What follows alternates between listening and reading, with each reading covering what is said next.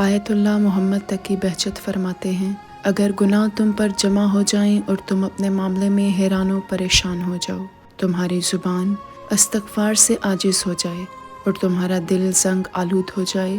تو مایوس نہ ہو اور حسین علیہ السلام کا دروازہ کھٹکھٹاؤ، کوئی نعت سنو یا زیارت عاشورہ پڑھو، یا جو کربلا میں حسین علیہ السلام اور آل حسین علیہ السلام پر گزری اس کے بارے میں کچھ پڑھو، یا بس تنہائی میں بیٹھ کر حسین علیہ السلام کو پکارو، کسی بھی طریقے سے حسین علیہ السلام کی طرف متوجہ ہو جاؤ، حسین علیہ السلام کا وسیلہ پکڑو اور حسین علیہ السلام پر گریہ کرو، کیونکہ حسین علیہ السلام پر رونا خود ایک استغفار ہے، اور حسین علیہ السلام پر بہنے والا آنسو گناہوں کے پہاڑوں کو مٹانے کے لیے کافی ہے۔ حسین علیہ السلام کو اللہ تک پہنچنے کا وسیلہ بنا لو اور پھر دیکھو کہ تم پر کیسی رحمت اور لطف نازل ہوتا ہے۔